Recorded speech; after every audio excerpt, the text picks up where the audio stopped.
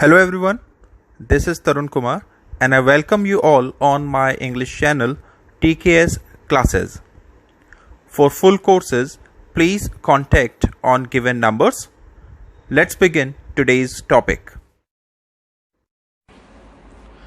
Hello students, आज का हमारा टॉपिक है सेंटेंस, जो कि एक बहुत इंपॉर्टेंट टॉपिक होता है किसी भी कॉम्पिटिटिव एग्जाम को लेकर। ठीक है गाइस, देखिए यदि मैं एसएससी की बात करता हूं, आईबीपीएस की बात कर रहा हूं, या मैं टीचिंग प्रोफाइल के एग्जामिनेशन की बात करता हूं, जैसे आपके सीटेट हो गया या डीडब्ल्यूएसबी हो गया या केवी हो गया या एनवीएस हो गया, तो किसी भी एग्जामिनेशन को लेकर एक क्वेश्चन परफेक्टली फिट आता है, या हम दूसरे शब्दों में कह सकते हैं कि एक क्वेश्चन जो कि आपको एग्जामिनेशन में मिलना ही मिलना है, वो क्वेश्चन होता है किस टॉपिक से? सेंटेंस से। ठीक है, तो आज के लेक्चर में हम लोग यही जानेंगे कि सेंटेंस को यूज कैसे करना है, सेंटेंस होते कितने तरह के हैं, सेंटेंस से एरर्स कहां कहां देता है, या फिर वो क्या करता है, एग्जामिनर आप लोगों से टाइप ऑफ सेंटेंस के ऊपर भी क्वेश्चन कर लेता है। ठीक है गाइस, आज का टॉपिक शुरू करेंगे। देखिए सबसे पहले आप लोगों को क्लासिफिकेशन ऑफ द सेंटेंस पढ़ना होगा। क्लासिफिकेशन ऑफ द सेंटेंस में हमें यह देखना है कि कितने तरह के सेंटेंसेस होते हैं। जब मैं सेंटेंस की बात करता हूं तो बेसिकली आप सेंटेंस को दो तरह से डिवाइड कर सकते हैं, या तो मीनिंग के बेसिस पे, ठीक है, या तो स्ट्रक्चर के बेसिस पे। ठीक है गाइस, अब मीनिंग के अलावा एग्जामिनर और क्या दे सकता है? Sentences on the basis of sense. ध्यान रखना, या तो मीनिंग दे देगा या तो सेंस दे देगा, दोनों का सेम मतलब है। ठीक है, या फिर दूसरे तरह से एग्जामिनर कैसे देता है? दूसरी तरह से एग्जामिनर दे सकता है sentences on the basis of structure, या स्ट्रक्चर को ही एग्जामिनर लिख देगा फॉर्मेशन, या फिर स्ट्रक्चर के या फॉर्मेशन के अलावा तीसरा शब्द जो एग्जामिनर आप लोगों से पूछ सकता है वो पूछ सकता है सिंटेक्स। तो ध्यान रखना, sentences on the basis of formation, sentences on the basis of syntax और sentences on the basis of structure, तीनों का सेम मतलब है। चलिए वन बाय वन इन सेंटेंसेस को देख लेते हैं। जब मैं फॉर्मेशन मीनिंग वाले सेंटेंस की बात करता हूं, सो हमें मिलेगा असर्टिव सेंटेंस, इंटेरोगेटिव, या कुछ लोग इसको इंट्रोगेटिव भी प्रोनाउंस करते हैं, interrogative sentence, imperative sentence, exclamatory sentence and optative sentences. ठीक है गाइस, ये इंपॉर्टेंटली आप लोग समझे, बारी बारी सबको समझाता हूं कि इन सारे सेंटेंसेस को किस तरह से काम में लेके आना है, या इन सेंटेंसेस का रोल क्या होता है। उसी तरह जब मैं स्ट्रक्चर के बेसिस पे बात करता हूं सेंटेंसेस की, तो सबसे पहले हमारे पास आता है simple sentence, then we have compound, complex and mix sentence. आपको यहां पे ध्यान रखना है कि मिक्स सेंटेंस को हम लोग कंपाउंड कॉम्प्लेक्स सेंटेंस भी कहते हैं। ठीक है, एग्जामिनर इसी तरह से घुमा के आप लोगों को पूछेगा, एग्जामिनर सीधा क्वेश्चन यहां से नहीं करेगा, एग्जामिनर यहां से क्वेश्चन आप लोगों को घुमाकर पूछ लेगा। ठीक है गाइस, यहां एक और इंपॉर्टेंट चीज आप लोगों को ध्यान में रखनी है कि यहां तो मैंने दो तरह का क्लासिफिकेशन सेंटेंसेस का कर दिया, पहला मीनिंग के बेसिस पर और दूसरा स्ट्रक्चर के बेसिस पर, बट आपको यह भी पता होना चाहिए कि इनके अलावा भी हमारे पास सेंटेंसेस होते हैं। ठीक है, जिसको मैं अदर टाइप्स ऑफ सेंटेंसेस मैंने यहां पे मेंशन करा हुआ है। राइट, कौन कौन से सेंटेंसेस होंगे? आपको अफर्मेटिव सेंटेंस समझना होगा, आपको नेगेटिव सेंटेंस समझना होगा। इसके अलावा सेंटेंस किसके बेसिस पे होते हैं? टेंस के बेसिस पे सेंटेंसेस, ठीक गाइस, मॉडल्स के बेसिस पे सेंटेंसेस, ठीक, and we also have the conditional sentences. बहुत इंपॉर्टेंट टॉपिक है, कंडीशनल सेंटेंसेस से अक्सर क्वेश्चंस आए हुए हैं। आप चाहे एसएससी की बात करें, सीजीएल की बात करें, आईबीपीएस की बात करें, बहुत क्वेश्चन आते हैं कंडीशनल सेंटेंसेस से। एक और इंपॉर्टेंट टॉपिक आता है जिसको हम कहते हैं causative sentence. Right, causative sentence बच्चों को बेसिकली या तो बच्चों ने पढ़ा ही नहीं होता है, ठीक, या ज्यादातर बच्चों को इसकी नॉलेज होती नहीं है कि कॉजेटिव सेंटेंसेस किस तरह से यूज करना है या होता क्या है। ठीक है, और after that we have miscellaneous sentences. इनके अलावा भी कुछ और तरह के सेंटेंसेस होते हैं जिसको मैंने मिसलेनियस सेंटेंसेस की कैटेगरी में रखा है। राइट, तो आज हम लोग जो पढ़ने वाले हैं, आज मैं आप लोगों को बेसिकली यही दो तरह के सेंटेंस पढ़ाऊंगा। इस वीडियो में मैं सिर्फ कवर करूंगा sentences on the basis of meaning, and further मैं वीडियो बनाऊंगा, अलग वीडियो होगी on the basis of structure, और अलग ये जो मैंने आपको यहां पर सेंटेंसेस दिए हैं, इन सब टॉपिक की में अलग अलग वीडियो आप लोगों को मिल जाएगी। ठीक है गाइस, तो आज का टॉपिक हम लोग शुरू करते हैं। आज का टॉपिक है हमारा पहला असर्टिव सेंटेंस से लेके चलते हैं। ठीक है, सेंटेंस पढ़ रहे हैं on the basis of meaning. तो पहला सेंटेंस हमने कौन सा पढ़ना है? Assertive sentence. देखिए चले गाइस, तो जब हम असर्टिव सेंटेंस की बात करते हैं, ध्यान रखना असर्टिव सेंटेंस का मतलब होता है टू गिव स्टेटमेंट। मुझे किसी को कोई इंफॉर्मेशन देनी है, मुझे किसी को कोई नॉलेज देनी है, या मुझे किसी को कोई बात बतानी है, तो मैं किस तरह के सेंटेंस यूज करूंगा? मैं असर्टिव सेंटेंसेस का यूज करूंगा। और असर्टिव सेंटेंस, जैसे मैंने अभी बताया कि असर्टिव सेंटेंस क्या होते हैं, ये एक तरह की स्टेटमेंट होते हैं। अब देखिए, मेरा पहले एक एग्जांपल समझिए। मैंने कहा रवि पास हो चुका है। मैं हिंदी में एक सेंटेंस बोला, रवि पास हो चुका है। किस तरह का सेंटेंस है? ये असर्टिव सेंटेंस है। मैंने किसी को इंफॉर्मेशन दी है कि भाई रवि पास हो चुका है, तो ये किस तरह का स्टेटमेंट होगा? ये एक पॉजिटिव स्टेटमेंट है। ठीक है, तो जब भी मैं किसी को कोई इंफॉर्मेशन दूंगा तो वो इंफॉर्मेशन दो तरह की हो सकती है, या तो पॉजिटिव या तो नेगेटिव। या दूसरे शब्दों में मैं कह सकता हूं कि जब मैं असर्टिव सेंटेंस की बात करता हूं तो असर्टिव सेंटेंस दो तरह का मिल सकता है, अफर्मेटिव यानी कि पॉजिटिव और नेगेटिव।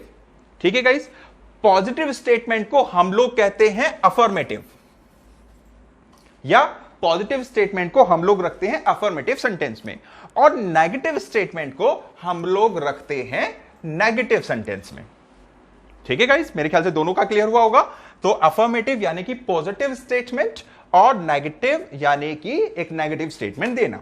रूल क्या होता है? बहुत सिंपल रूल होता है अफर्मेटिव सेंटेंस का, बचपन से पढ़ते आ रहे हैं, subject plus verb plus object. और ध्यान रखना, जब मैंने वर्ब बोला तो वर्ब में हेल्पिंग वर्ब और मेन वर्ब दोनों की ही बात कर रहा हूं।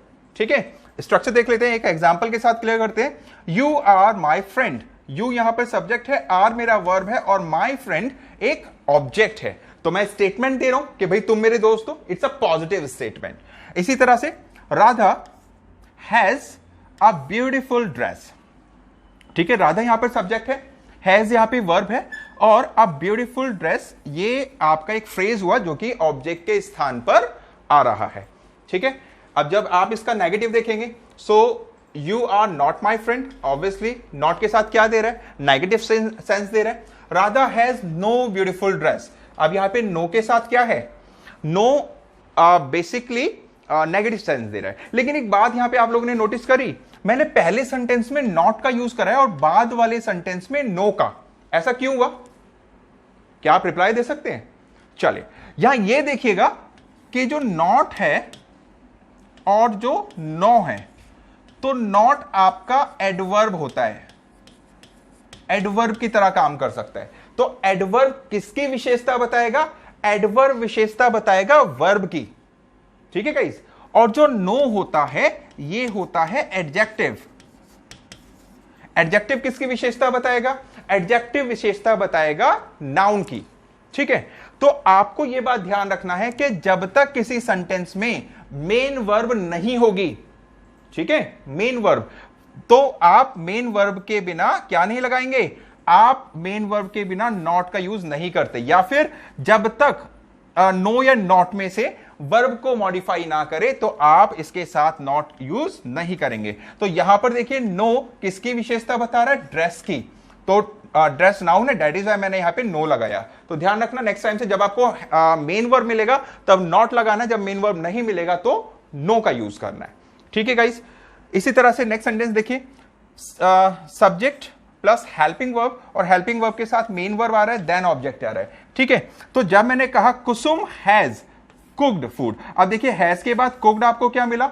एक मेन वर्ब मिला। उसी तरह से रवि इज वर्किंग हार्ड, यहां देख लेते हैं, कुसुम हैज नॉट।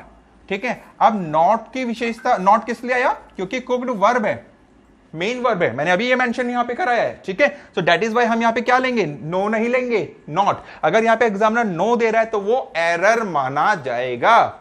ठीक है गाइस, उसी तरह से next sentence, Ravi is not working hard. अब वर्किंग अगेन आपका देखिए वर्ब है, मेन वर्ब है, दैट इज व्हाई मैं यहां पे नॉट का यूज करूंगा, नो का यूज नहीं करूंगा। राइट, सो मेरे ख्याल से आप लोगों को असर्टिव सेंटेंस क्लियर हो गया होगा। असर्टिव सेंटेंस का यूज होगा जब मैं किसी को कोई भी स्टेटमेंट, इंफॉर्मेशन या नॉलेज एक तरह से कन्वे करूंगा, तो हमेशा आप असर्टिव सेंटेंसेस का यूज करेंगे। चलिए आगे चलते हैं। नेक्स्ट हम लोगों के पास आता है इंटरोगेटिव सेंटेंसेस। देखिए, इंटरोगेटिव सेंटेंसेस जो होते हैं, इन सेंटेंस का यूज किया जाता है किसी से क्वेश्चन करने के लिए, क्वेश्चन पूछने के लिए। और आपको यहां पे ये बात ध्यान रखना है कि हम लोग दो तरह से क्वेश्चन कर सकते हैं। हम लोग या तो यस नो क्वेश्चन में सेंटेंस बना सकते हैं, या तो हम लोग WH क्वेश्चन में सेंटेंसेस बना सकते हैं। ठीक है, इनमें फर्क क्या होता है, चलिए समझते हैं। जब मैं यस नो क्वेश्चन की बात करता हूं तो यस नो क्वेश्चन हमेशा ध्यान रखना हेल्पिंग वर्ब से स्टार्ट होगा। ठीक है गाइस, किससे स्टार्ट होगा, हेल्पिंग वर्ब से। जब भी आपका क्वेश्चन हेल्पिंग वर्ब से स्टार्ट हो जाए तो इस तरह के क्वेश्चन को आप लोग यस नो क्वेश्चन कहते हैं। ठीक, यस नो क्वेश्चन की इंपॉर्टेंस क्या होती है या किस तरह से इसको पहचान सकते हैं। हेल्पिंग वर्ब जब आगे आएगी सब्जेक्ट से पहले तो ये अपने मीनिंग के साथ, ये हेल्पिंग वर्ब अपने मीनिंग के साथ, मीनिंग ऑफ हेल्पिंग वर्ब, तो हेल्पिंग वर्ब अपने मीनिंग के साथ क्या का मीनिंग देती है जब भी हेल्पिंग वर्ब आप सब्जेक्ट से पहले रखेंगे। कैसे, आर यू माई फ्रेंड, तो अगर मैं इसको असर्टिव में बनाता तो ये सेंटेंस होता है यू आर माई फ्रेंड, जैसे कि हमने पहले देखा था you are my friend statement है। लेकिन यहां पे आपने क्या देखा, हेल्पिंग वर्ब यू से पहले आ गई। ठीक है, तो यहां पे क्या कह रहा है, अब देखिए आर का मतलब है होता है हूं और हो। ठीक है, तो है हूं और हो के साथ मेरा क्या एड ऑन हो गया, क्या हो तुम माई फ्रेंड, मेरे दोस्त या मेरे मित्र। इजी हो गया ना, है ना गाइस। तो असर्टिव सेंटेंस में सब्जेक्ट प्लस हेल्पिंग वर्ब होगा, लेकिन इंटरोगेटिव सेंटेंस में हेल्पिंग वर्ब प्लस सब्जेक्ट का कॉन्सेप्ट यूज होता है। ठीक है, एक और यहां से क्वेश्चन डालना, जैसे टीचिंग प्रोफाइल वालों के लिए बता रहा हूं कि जब भी सब्जेक्ट से पहले हेल्पिंग वर्ब आ जाती है तो इस कॉन्सेप्ट को हम लोग इनवर्जन कहते हैं। बहुत बार क्वेश्चन पूछा गया है। ठीक है, इनवर्जन कहते हैं। इन्वर्जन दो तरह का होता है, एक पार्शियल इन्वर्जन होता है, एक कंप्लीट इन्वर्जन होता है। तो यहां पर ये पार्शियल इन्वर्जन है। आपको दोनों तरह से एग्जामिनर पूछ सकता है, पार्शियल इन्वर्जन फॉर्म दे सकता है या इन्वर्जन दे सकता है। तो अगर इन्वर्जन दे रखा है तो इन्वर्जन लगाएंगे, पार्शियल इन्वर्जन अगर दे रखा है तो आप इसको पार्शियल इन्वर्जन का रूप सेलेक्ट करके आएंगे। ठीक है गाइस, आगे समझ लीजिए। Does Radha have a beautiful dress, yes ठीक है, यानी कि डज मैंने पहले लिया राधा से तो ऑब्वियसली क्वेश्चन बना रहा है। Has Kusum cooked food, has मैंने पहले लिया तो ऑब्वियसली क्वेश्चन बना रहा है, right. Is Ravi working hard, is मैंने पहले लिया तो ये क्वेश्चन बना रहा है। ठीक है गाइस, एक चीज और यहां पे नोटिस करना, जो बच्चे बड़ी दिक्कत में आते हैं, मैंने जब यहां पे डज यूज करा, बहुत सारे बच्चे मुझसे पूछते हैं सर आपने राधा लिया है, राधा सिंगुलर है, तो सिंगुलर के साथ आपने हैव क्यों लिया, यहां पर हैज क्यों नहीं यूज करा। आप लोग शायद एक चीज भूल रहे हैं कि जब हमारे पास सब्जेक्ट होता है तो सब्जेक्ट के बाद जब भी हेल्पिंग वर्ब आएगी तो मेन वर्ब हम लोग हेल्पिंग वर्ब के आधार पर लगाएंगे। और हेल्पिंग वर्ब मेरे पास क्या है, डू डज। डू डज के साथ कौन सी फॉर्म जाएगी वर्ब की, फर्स्ट फॉर्म। तो हैव की फर्स्ट फॉर्म क्या होगी, हैव। लॉजिक क्लियर हो गया, ठीक है गाइस। चलिए, तो ये हमने पहला क्वेश्चन समझा जिसको हम क्या कहते हैं, यस नो क्वेश्चन। यहीं से आपके सेकंड टाइप ऑफ क्वेश्चन आता है जिसको हम लोग WH क्वेश्चन कहते हैं। WH क्वेश्चन सेम यही रूल होता है, आपको रूल अलग से याद करने की जरूरत नहीं है। आपने यस नो क्वेश्चन के साथ ही WH क्वेश्चन यानी कि WH वर्ड को एडिशन कर देना है और आपका बन जाता है क्या, WH क्वेश्चन। अब WH वर्ड कौन से हैं, जैसे who, whom, whose, which, what, ठीक है। तो इस तरह के जितने हमारे वर्ड्स हैं ये सारे हमारे क्या वर्ड्स कहलाते हैं, WH वर्ड्स कहलाते हैं। For an example, Why are you my friend? किसी से आप परेशान हो गए, आप पूछ रहे हैं भाई तुम मेरा दोस्त क्यों हो, Why are you my friend? Getting? So आपने देखिए रूल देखिए, Are you my friend?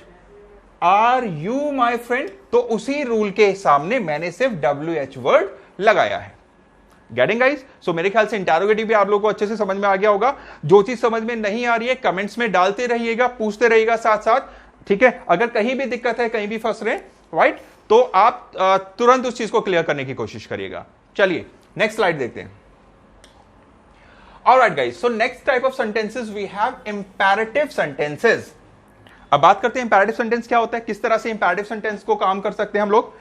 Imperative sentence short speeches भी कहलाते हैं, ठीक है। ध्यान रखना, कभी एग्जामिनर आपसे पूछ ले कि भाई शॉर्ट स्पीचेस क्या है, तो आप आंसर लगाएंगे इंपैरेटिव सेंटेंसेस को, राइट। अब इंपैरेटिव सेंटेंस देखिए, बेसिकली तो आप इंपैरेटिव सेंटेंस को यूज करते हैं किसी को जस्ट लाइक आपने कोई सजेशन देना है, कोई एडवाइस देनी है, कोई कमांड देनी है, ठीक है, किसी से रिक्वेस्ट करनी है, तो इन सब कॉन्सेप्ट्स के लिए हम लोग इंपैरेटिव सेंटेंसेस यूज करते हैं। इंपॉर्टेंट चीज जो आप लोगों ने यहां से समझनी है कि इंपैरेटिव सेंटेंस की शुरुआत सीधा सीधा वर्ब से होती है। ठीक है गाइस, इसके पहले कोई सब्जेक्ट नहीं आएगा। राइट, कैसे? जैसे मैंने आपको, आप देखिए मैंने यहां पे क्या, sit down, look here, get a pen, get verb है, ठीक है, bring a glass of water. अब देखिए सारे सेंटेंस देख लीजिए, वर्ब प्लस ऑब्जेक्ट, सिंपल सा कॉम्बिनेशन है। ठीक है, अब जरा बता दूं कि यहां से आप लोग एरर कैसे निकालेंगे। मैंने अभी बताया कि इंपैरेटिव सेंटेंस के साथ आप सिर्फ वर्ब यूज करते हैं, यानी कि इसकी स्टार्टिंग वर्ब से करते हैं, सब्जेक्ट आप इसके साथ यूज नहीं करेंगे। सब्जेक्ट का यूज क्यों नहीं होगा? क्योंकि इन सेंटेंसेस के पहले ऑलरेडी एक हिडन सब्जेक्ट होता है, और वो हिडन सब्जेक्ट होता है यू। भाई आप किसी से बात कर रहे हैं, आप किसी को ऑर्डर दे रहे हैं या कमांड दे रहे हैं, तो आप अपने सामने वाले से ही व्यक्ति से बात कर रहे हैं ना। आपने किसी को बोला सिट डाउन, तो उसका एग्जैक्ट मीनिंग क्या है? सिट डाउन का एग्जैक्ट मेरा मतलब है यू सिट डाउन। ठीक है गाइस, बट कॉम्पिटिटिव एग्जाम्स में आप लोगों को एक चीज का ध्यान रखना है, वो क्या कि आप इंपैरेटिव सेंटेंसेस के पहले यू को शो नहीं करा सकते। अगर आप यू को शो कराते हैं तो वो एरर होगा। ठीक है, लेकिन इसके लिए भी एक सॉल्यूशन है। इसके लिए क्या सॉल्यूशन है कि अगर आपने इंपैरेटिव सेंटेंस के पहले यू को यूज कराना है तो यू के बाद कॉमा आना अनिवार्य है। अगर यू के बाद कॉमा नहीं आएगा तो ये एरर माना जाएगा, लेकिन अगर इंपैरेटिव सेंटेंस से पहले आप यू का यूज करते हैं तो कॉमा अवश्य देखिएगा। ठीक है, कॉमा आ जाएगा तो वो करेक्ट माना जाएगा। ठीक है गाइस, चलिए अब इसका नेगेटिव क्या बनेगा? इसका नेगेटिव बनेगा don't plus verb first plus object, यानी कि इंपैरेटिव सेंटेंस के पहले ही आपने डोंट लगा दिया। राइट, मैंने कहा था sit down, don't sit down. आप किसी को ऑर्डर दे रहे हैं कुछ करने के लिए तो आप सीधा वर्ब फर्स्ट प्लस ऑब्जेक्ट, लेकिन अगर किसी को कोई मना कर रहे हैं कुछ काम करने से तो आप सीधा डोंट का यूज करेंगे। एक और चीज समझिए, सिर्फ डोंट का यूज करना है, डजंट का यूज नहीं करना। अगर आप डजंट यूज करते हैं तो भी ये एरर है। ठीक है, किसका यूज लेना है? सिर्फ डोंट का यूज लेना है। अगर सिट डाउन का होगा don't sit down, look here, don't look here, right, get a pen, don't get a pen. ठीक है, और यू का कॉन्सेप्ट सेम वैसे ही चलेगा जैसा हमारा रूल नंबर 1 के साथ चला था, यानी कि अगर आपने यू लगाना है तो यू के साथ आपको कॉमा जरूर देना पड़ेगा। आप ऐसे नहीं लिख सकते यू डोंट सिट डाउन, कैसे लिखेंगे? You comma don't sit down. ठीक है गाइस, चलिए नेक्स्ट स्लाइड। इंपैरेटिव सेंटेंसेस का एक पार्ट लेट वाला फॉर्म भी होता है। लेट वाले सेंटेंसेस आते हैं, बहुत परेशान करते हैं बच्चों को अक्सर लेट वाले जो सेंटेंसेस होते हैं, क्योंकि बेसिकली ज्यादातर बच्चों को पता ही नहीं होता कि लेट का फॉर्म यूज कैसे करना है। चलिए, तो लेट आपको पता है कि जो लेट होती है ये भी वर्ब होती है, और जब लेट वर्ब है तो लेट से स्टार्ट होने वाले सेंटेंसेस ऑटोमेटिकली क्या हो गए? इंपैरेटिव सेंटेंस होंगे ना भाई। ठीक है गाइस, चलिए इसको जरा समझ लेते हैं। अब देखिए लेट के फॉर्म आपको दो तरह के मिलेंगे। एक लेट का फॉर्म जिसमें आपको एपिस्ट्रोफी है साथ मिलेगा। यहां पर लेट्स का मतलब होता है, अगर आप कभी लेट्स मिलते हैं तो लेट्स का मतलब होता है लेट प्लस अस। ठीक है, तो लेट्स ना बोल के लेट अस भी बोला जा सकता है, ध्यान रखना इस बात को। ठीक है, तो यहां पर ये जो सेंटेंस होता है लेट्स अस, ये सजेशन को बताता है। आप किसी को कोई सजेशन दे रहे हैं, ठीक है, और इसका हिंदी सेंस होता है चलो ऐसा करते हैं या चलो वैसा करते हैं। राइट, लेट्स के साथ आपको सीधा वर्ब फॉर्म लेनी है, वर्ब की फर्स्ट फॉर्म होनी चाहिए। वर्ब के फर्स्ट फॉर्म के अलावा कोई अदर फॉर्म आप यहां पे यूज नहीं कर सकते। साथ ही आप ऑब्जेक्ट को यूज कर सकते हैं, जो कि एक ऑप्शनल ऑप्शन होता है, आप यूज कर भी सकते हैं और नहीं भी। For an example, let's sit down, चलो बैठते हैं। लेट्स लुक हियर, चलो यहां देखते हैं। Let's get a pen. ठीक है, अब गेट अपना डिफरेंट मीनिंग से यूज कर सकते हैं। राइट, लेट्स गो होम, चलो घर चलते हैं। इसका नेगेटिव अगेन कुछ नहीं करना है, लेट्स के जस्ट बाद आप लोगों ने नॉट लगाना है। ठीक है, तो क्या बनेगा? अब देखिए मैं वही चीज दोबारा बता रहा हूं, यहां पे नॉट क्यों लगाया, नो क्यों नहीं लगाया मैंने? क्योंकि मुझे नेगेटिव वर्ड के बाद वर्ब मिल रहा है। राइट, और वर्ब की विशेषता कौन बताता है? एडवर्ब। ठीक है ना, अगर एडजेक्टिव यूज करना होता तो मैं नो लगाता, लेकिन मुझे एडवर्ब यूज करना है, दैट इज वाई मैं नोट को यूज करूंगा। ठीक है, let's not look here, let's not get a pen और let's not go home. So so मेरे ख्याल से ये थर्ड और फोर्थ बहुत इजी से रूल है, समझ में आ गए होंगे। इंपॉर्टेंट चीज यही ध्यान रखना कि अगर एग्जामिनर पूछता है आप लोगों से कि किस चीज के लिए यूज किया जाता है, सो ये सेंटेंसेस हम लोग सजेशन के लिए यूज करते हैं। ठीक है गाइस, चलिए ऑलराइट। सो नेक्स्ट हमारी जो स्लाइड है उसमें फिर से एक और लेट का फॉर्म है, लेकिन इस बार आपने ध्यान दिया होगा कि लेट के साथ एपिस्ट्रोफियस नहीं है, राइट। अब लेट के तुरंत बाद हमें ऑब्जेक्ट मिल रहा है और बाद में वर्ब मिल रही है, लेकिन वहां पर इससे पहले वाले लेट कॉन्सेप्ट में लेट्स के बाद हमें पहले वर्ब मिल रहा था और बाद में ऑब्जेक्ट मिलता है, राइट। इंपॉर्टेंटली चीज समझ लेना कि जब लेट के बाद ऑब्जेक्ट होगा तो ये हमें मीनिंग देता है टू अलाउ, करने देना, कोई काम करने देना, ठीक है, टू अलाउ, जब भी आपको सिंपल लेट मिलेगा, राइट। तो लेट के बाद आप लोग ध्यान दीजिए कि यहां पर ऑब्जेक्ट है, ठीक है। तो आप अगर नाउन रखेंगे, जैसे मैंने कहा let Radha get a pen, it's okay, ये तो क्लियर है। लेकिन बच्चे जो फंसते हैं लेट, इस वाले लेट के साथ, वो फंसते हैं प्रोनाउन के साथ। अब प्रोनाउन के साथ कैसे फंसते हैं, चलिए देखिए। अगर मैं इसको करता लेट ही सिट डाउन, तो ये एरर माना जाता। क्यों? क्योंकि चलिए मैं यहां पे आपको क्लियर कर दूं, जब हम प्रोनाउन की बात करते हैं तो प्रोनाउन सब्जेक्ट और ऑब्जेक्ट पर अलग अलग स्पेलिंग लेता है। अगर मैं ही की बात करता हूं तो सब्जेक्ट की स्पेलिंग ही होगी, लेकिन ऑब्जेक्ट की स्पेलिंग हिम होगी, ठीक है। अगर मैं शी बात करता हूं तो ये सब्जेक्टिव स्पेलिंग है प्रोनाउन की, लेकिन अगर मैं ऑब्जेक्ट की बात करता हूं तो हर एक ऑब्जेक्टिव स्पेलिंग है, राइट। अगर मैं आई की बात करता हूं तो ये एक सब्जेक्ट की स्पेलिंग है, लेकिन अगर मैं इसके ऑब्जेक्ट की बात करता हूं तो मुझे मी लगाना पड़ेगा, राइट। तो आप लोगों ने यहां क्या देखा, आप लोगों ने देखा कि भाई जब भी आप लेट को यूज करेंगे, नॉर्मल लेट, एपिस्ट्रोफी एस वाले को नहीं, तो जब भी आप लेट को यूज करेंगे उसके जस्ट बाद आप लोगों ने ऑब्जेक्ट यूज करना है। तो अगर नाउन आ रहा है तो नाउन की तो स्पेलिंग चेंज नहीं होती, चाहे सब्जेक्ट पे यूज करो चाहे ऑब्जेक्ट पे यूज करो। लेकिन जब आप लेट के बाद कोई भी प्रोनाउन यूज करेंगे तो आपको उसकी स्पेलिंग को फोकस करना पड़ेगा, उसकी स्पेलिंग पे ध्यान देना होगा कि लेट के बाद आप इस सब्जेक्ट वाली स्पेलिंग यूज कर रहे हैं या ऑब्जेक्ट वाली स्पेलिंग यूज कर रहे हैं, ठीक है। जैसे मैंने यहां पे आपको मेंशन करा, ये सब्जेक्ट वाली स्पेलिंग, अगर लेट के बाद सब्जेक्ट वाली स्पेलिंग आती है तो वो एरर होगा, ध्यान रखना, लेकिन ऑब्जेक्ट वाली स्पेलिंग करेक्ट होगा, ठीक है गाइस। जब इसका नेगेटिव बनेगा सेम प्रोसेस है, आप लेट प्लस ऑब्जेक्ट के बाद नॉट का यूज करेंगे। देखिए, let him not sit down, उसको बैठने मत दो। Let me not look here, ठीक है। Let Radha not get a pen, let her not go home, उसे घर मत जाने दो। आई होप यहां तक क्लियर हुआ होगा। चलिए आगे चलते हैं। सो गाइज नेक्स्ट हमारा टॉपिक है सेंटेंसेस में एक्सक्लेमेटरी सेंटेंसेस। देखिए थोड़ा सा लेंथी टॉपिक हो जाता है जब सेंटेंस को पढ़ते हैं, और सेंटेंस एक दो क्लास का टॉपिक नहीं है, राइट। 4-5 वीडियोस कम से कम सेंटेंसेस पे बनेगा, तो थोड़ा सा फोकस रखिएगा, ठीक है। बहुत इंपॉर्टेंट टॉपिक है, कहीं से भी सेंटेंस से कहीं से भी आपको कोई भी क्वेरी उठा के एग्जामिनर दे देता है। और ये भी ध्यान रखना किसी भी एग्जामिनेशन में, राइट। अगर मैं लाइक सेंटेंस की बात करता हूं तो सेंटेंसेस जो है वो आपके सीजीएल एग्जामिनेशन का फेवरेट टॉपिक है। एक क्वेश्चन फिक्स्ड है, आप किसी भी टीचिंग प्रोफाइल की बात कर लीजिए, फेवरेट टॉपिक है, एक सेंटेंस आता ही आता है।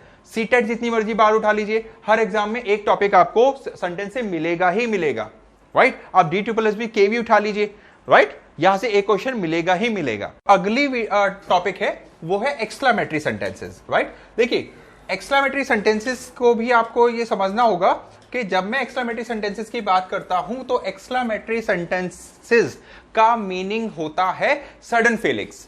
जब मैं अपनी सडन फीलिंग्स दिखाता हूं, फॉर एन एग्जांपल, मैं किसी चीज को लेकर बहुत दुखी हो गया, बहुत खुश हो गया, या मैंने ऑल ऑफ सडन अपने एक्सप्रेशन दिए, तो ये इस तरह के फीलिंग्स को मैं किस तरह के सेंटेंस में व्यक्त करूंगा, मैं एक्सक्लेमेटरी सेंटेंसेस को यूज करूंगा, ठीक है गाइस। देखिए पहला रूल यहां पे होता है interjection plus subject plus verb plus object, यानी कि असर्टिव सेंटेंस। अब ये इंटरजंक्शन क्या होता है, subject plus verb plus object, वो तो आप समझ गए, असर्टिव सेंटेंस हम लोग ने ऑलरेडी कवर करे। बट इंटरजंक्शन यहां पे क्या होता है, देखिए आप लोगों ने बचपन से पढ़ा होगा एक टर्म जिसको आप कहते हैं एक्सक्लेमेटरी वर्ड्स, ठीक है। तो आपको यहां पे ध्यान देना पड़ेगा, कॉम्पिटिटिव एग्जाम में अगर इस तरह के वर्ड्स को एग्जामिनर पूछता है, ओ माई गॉड, अलास, सोरो, हुर्रे, इस तरह के वर्ड्स आते हैं, तो इन वर्ड्स को हम लोग इंटरजंक्शन भी कहते हैं, जो कि हमारे पार्ट्स ऑफ स्पीच का आखिरी टॉपिक होता है। ठीक है गाइस, तो ये पहला रूल तो आप लोगों को समझ में आ गया होगा कि आप लोगों ने कुछ नहीं देना, डायरेक्ट इंटरजंक्शन, आपके जो भी आपका इमोशन है उस इमोशन को यूज करते हुए एक interjection plus subject plus verb plus object का यूज करना है। जैसे oh my God, she had an affair with his boss, right. Alas, you failed again, तो आप यहां पे दुख जता रहे कि भाई दुख की बात है कि वह या तुम दोबारा फेल हो गए।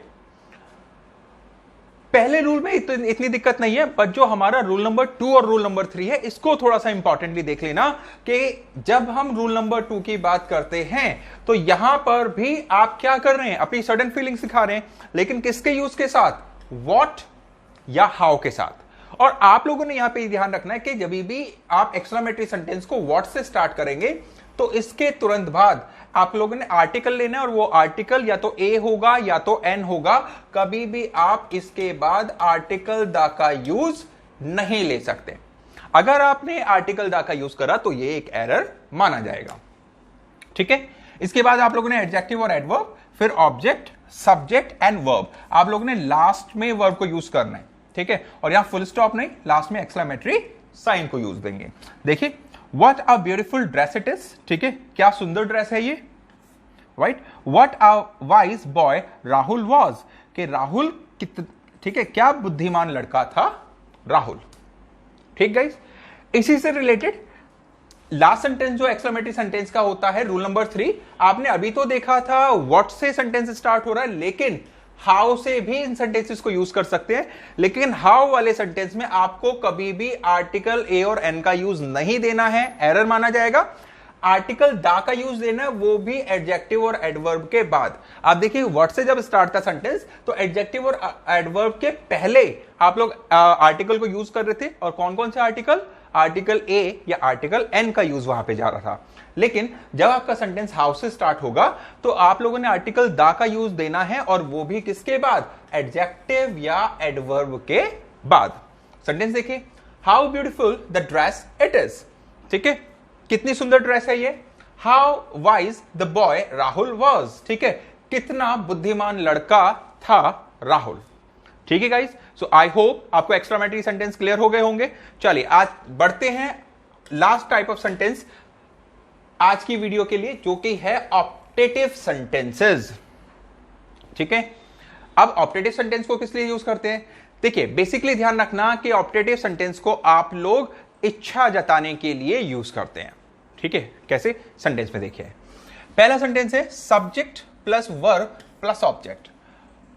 Would that you were a teacher, right. Would that यहां पे मीनिंग देगा काश का, और उसके बाद आपको एक चीज बता दूं कि इस तरह के सेंटेंस में सब्जेक्ट आपका कुछ भी हो, डजंट मैटर, वर्ब हमेशा ही वर आएगी। ठीक है, कुछ भी आपका सब्जेक्ट मिले, जैसे रवि मिल रहा है, लेकिन आप देखिए वर्ब क्या आ रही है, वर, आई के साथ भी आपने क्या लगाया, वर। लेकिन इस सेंटेंस को पहचानोगे कैसे, इन सेंटेंसेस की पहचान होती है इस तरह के शब्दों से। इस तरह के सेंटेंस के पहले आपको if only, would that, O that, as if, I wish इत्यादि शब्दों का यूज मिलता है। ठीक है, एक बार हिंदी मीनिंग भी बता दूं, इफ यदि, इफ ओनली यदि सिर्फ, वुड दैट काश, ओ दैट इसका मीनिंग भी काश होता है, एज इफ मानो, आई विश मेरी इच्छा है। ठीक है, जैसे मैंने पहला सेंटेंस लिया, would that you were a teacher, काश तुम एक टीचर होते। इफ आई वर यू, यदि मैं तुम्हारे स्थान पर होता या यदि मैं तुम होता। ठीक है, oh that Ravi were here in the city, ठीक है, काश रवि यहां सिटी में होता। I wish you were my friend, मेरी इच्छा है कि तुम मेरे मित्र होते। ठीक है गाइस, तो ये जो सेंटेंस था ये पहला रूल था ऑप्टेटिव सेंटेंस का। ठीक है, नेक्स्ट रूल देखते हैं। लेकिन एक चीज और यहां इंपॉर्टेंट देखिए कि यहां पर किसी भी सेंटेंस में आपने मेन वर्ब को यूज नहीं किया है। गेटिंग? तो जब हमारे पास मेन वर्ब मिलेगा तब रूल क्या होगा? उस अवस्था में आपके पास रूल होगा सब्जेक्ट प्लस हेल्पिंग वर्ब। और आप लोगों को ध्यान रखना है कि ऑप्टेटिव सेंटेंस में जो भी हेल्पिंग वर्ब यूज करेंगे वो पास्ट की होनी चाहिए। अगर आपने प्रेजेंट की कोई हेल्पिंग वर्ब यूज करी है तो सीधा सीधा एरर होगा। ठीक है, तो जो भी हेल्पिंग वर्ब आप यूज करेंगे वो पास्ट की होनी चाहिए। उसके बाद main verb and then object. वही सारे वर्ड्स आप लोग देखिए यहां पर भी आपको मिलेंगे। ठीक है, लेकिन इसके बाद past helping verb. Past helping verb क्या क्या हो सकती है? जैसे second form, did, had, could. Can आपका प्रेजेंट में जाएगा ना, तो कैन का पास्ट कुड। उसी तरह से माइट, वुड, शुड, एटसेट्रा। तो आप लोगों ने देखा कि जब भी आपको मेन वर्ब मिलेगी तो मेन वर्ब से पहले आपकी हेल्पिंग वर्ब जाएगी, और हेल्पिंग वर्ब सदैव ही पास्ट टेंस के अंदर होनी चाहिए। अगर पास्ट टेंस के अंदर ये हेल्पिंग वर्ब नहीं है तो ये एरर माना जाएगा। देखिए, इफ आई कुड सी, यदि मैं देख सकता, तो अगर जैसे ही आपने यहां पे किया I can see, if I can see, तो यहां पर ये क्या हो गया? It's an error. ठीक है, कैसे आइडेंटिफाई करा? सेंटेंस के साथ जैसे ही आपको ये शब्द मिल जाते हैं, if only, would that, O that, तो ध्यान रखना आपकी जो वर्ब होगी वो हमेशा ही पास्ट टेंस के अंदर होनी चाहिए। सो गाइज, आज की वीडियो में हम लोगों ने सेंटेंसेस देखे। हम लोगों ने ऑलरेडी समझा कि यहां पे दो तरह के सेंटेंसेस, दो तरह का क्लासिफिकेशन देखा। पहला जो कि मीनिंग के बेसिस पे, दूसरा जो कि फॉर्मेशन के बेसिस पे। तो इस वीडियो के अंदर हम लोगों ने पहले तरह के सेंटेंसेस को कवर किया है, जो कि होते हैं sentences on the basis of meaning. So next video में हम लोग मिलेंगे फिर से सेंटेंसेस के साथ, जो कि उस वीडियो के अंदर हम लोग कवर करेंगे sentences on the basis of formation. ठीक है गाइज, तो मिलते हैं अगली वीडियो में। Till then, stay home, stay safe and keep studying. Thank you very much. If you like the video, please like, share and subscribe.